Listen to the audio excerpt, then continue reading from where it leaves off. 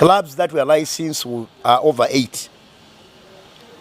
They met all the mandatory, obligatory, and best practice club licensing requirements and are therefore granted a full license to participate in the Star Times Uganda Premier League 2026-2027.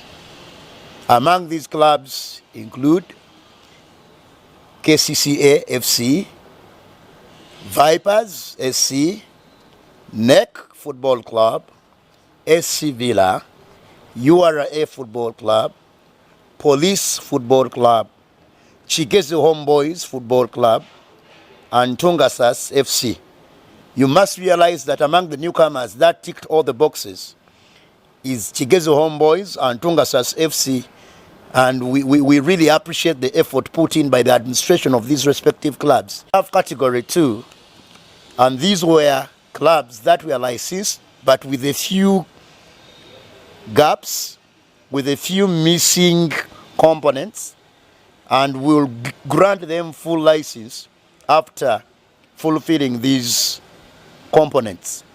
And these are Chitara Football Club, Entebbe UPPC Football Club, Maroons Football Club, Bull Football Club, and Mbarara City Football Club.